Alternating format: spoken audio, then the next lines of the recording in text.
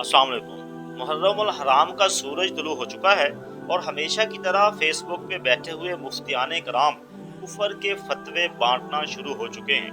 मुसलमानों का हर फिरका दूसरे फिरके को काफिर समझता है, जबकि काफिर हम सबको मुसलमान समझ के नुकसान पहुंचाता रहता है।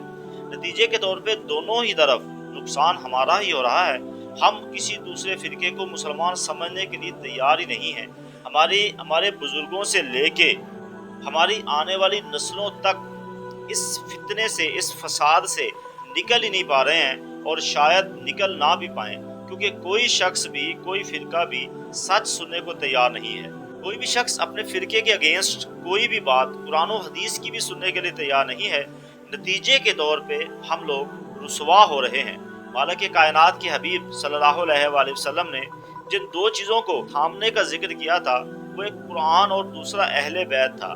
हमें चाहिए इन दो चीज़ों को मजबूती से थाम के रखें।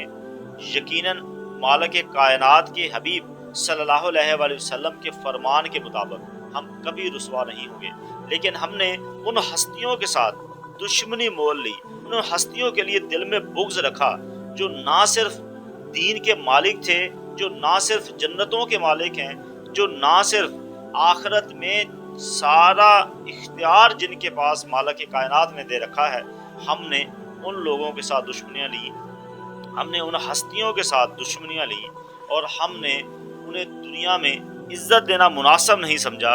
नतीजे के तौर पे आज हम रुसवा हो रहे हैं। अल्लाह पाक हमें हिदायत अता फरमाए। मालिक कायनात अपने प्यारे हबीब सल्लल्लाहु अलैहि वसल्लम के सदके हक समझने की तौफीक अता फरमाए। अस्सलाम वालेकुम व रहमतुल्लाहि व बरकातहू।